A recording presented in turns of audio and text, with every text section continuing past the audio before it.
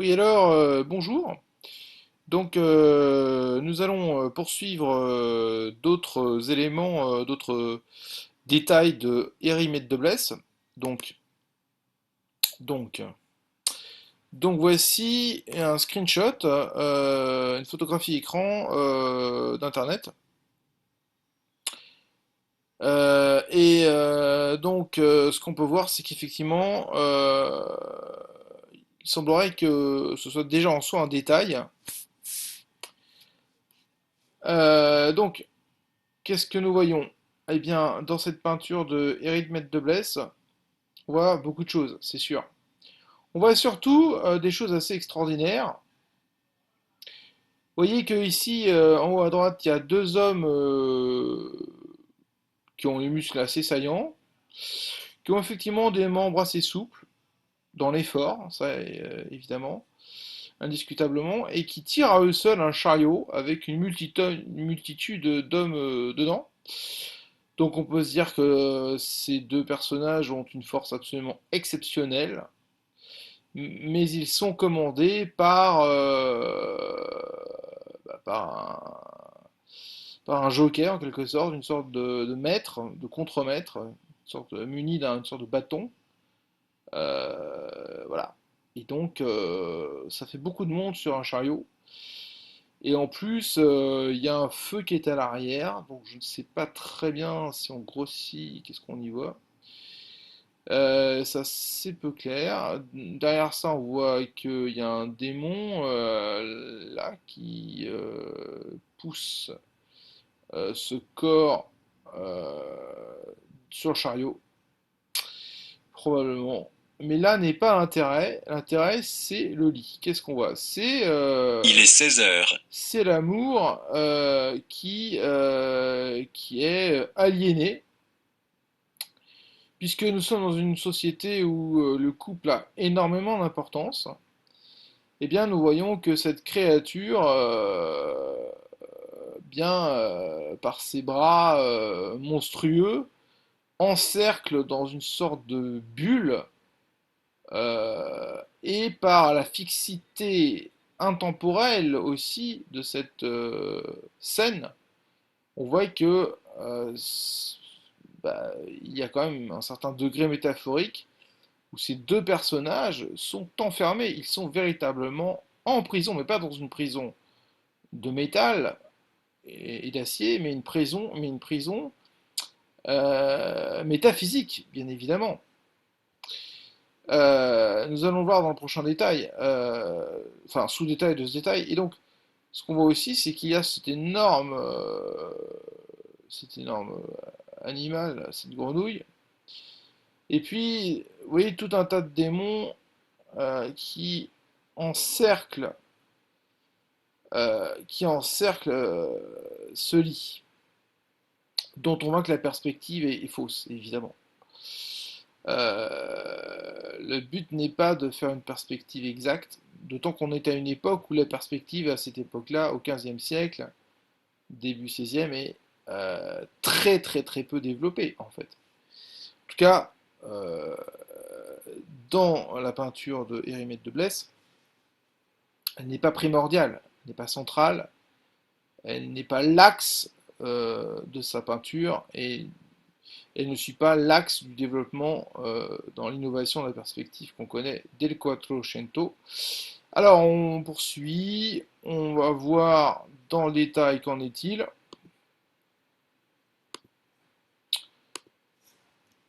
Dans le détail, qu'est-ce qu'on voit? Alors, on voit mieux l'expression de l'homme, il a des moustaches, apparemment, la femme est plutôt jolie, elle a une sorte de vêtement sur la tête, donc on voit un couple plutôt harmonieux en termes enfin, en termes de profil. On voit bien que l'homme plutôt assez, comment dire, assez bien marqué d'une manière masculine, hein. Ses moustaches, en tout cas, apparaissent quand même comme un signe de- d'une certaine, comment dirais-je, viralité. La femme est très féminine, Les deux personnages baissent les yeux, ferment les paupières,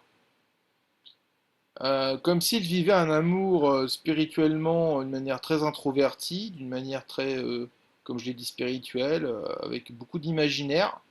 Ils ne se touchent pas, ils n'ont pas de contact, euh, comment dire, ils n'ont pas d'entrelacement, ils sont pas entrelacés. Enfin, donc ils sont en fait l'un à côté de l'autre et pas l'un sur l'autre en fait.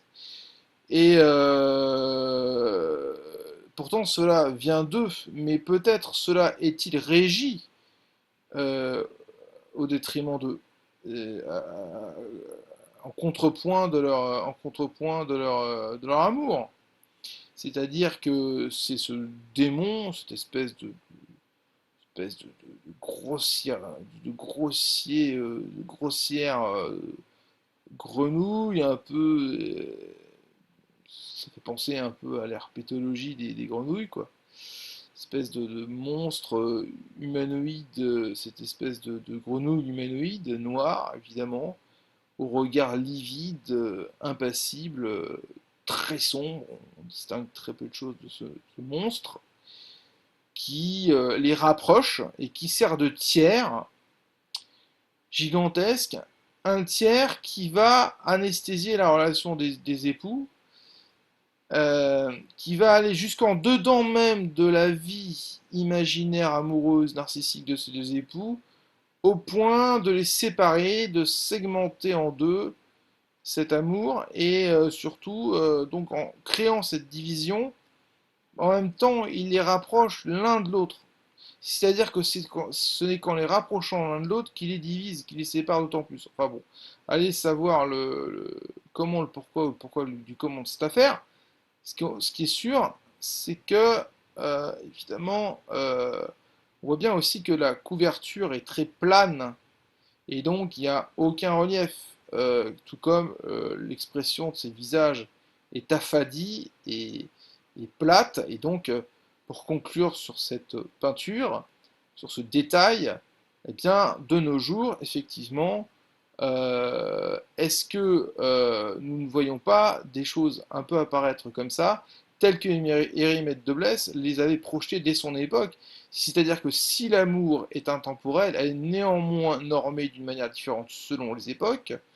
Elle est plus ou moins sous le poids du surmoi et aussi sous le poids du moi, c'est-à-dire de l'organisation narcissique des choses, de soi, de son corps narcissique symbolique imaginaire. Donc la question, c'est simplement de se dire, voilà, que effectivement, il y a une intemporalité dans l'amour, mais que surtout, s'il y a une intemporalité, elle est menacée par ce contrepoids, cette aliénation du tiers.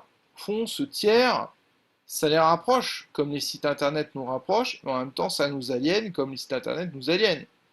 Donc, peu importe quelle est la nature véritablement de ce monstre, aux grands yeux ouverts, euh, eh bien, c'est que, en tout cas, il y a un tiers avec un T majuscule qui est intrinsèque, inéluctable, immanquable à l'amour. L'amour étant le chiffre 2, évidemment.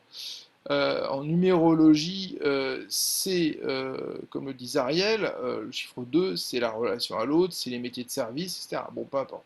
Ce qu'on peut dire, c'est simplement que, effectivement, eh bien, ce monstre est très présent dans le couple. Je dirais même qu'il participe, euh, comment dire, il participe eh bien, à cette scène d'une telle manière que c'est une orgie dans laquelle il n'y a aucun rapport sexuel. C'est-à-dire que les uns glissent sur les autres. Voilà, je vais m'arrêter sur le commentaire de cette vidéo et vous pouvez toujours réagir et commenter. Mais je préférerais que vous ne commentiez pas. Je n'aime pas trop la question des commentaires parce que c'est sans fin, c'est du sens qui est renvoyé au sens, même s'il y a des arguments qui peuvent être suggérés intéressants. Eh bien écoutez, voilà, je préfère un email de préférence. Voilà, je vous remercie beaucoup.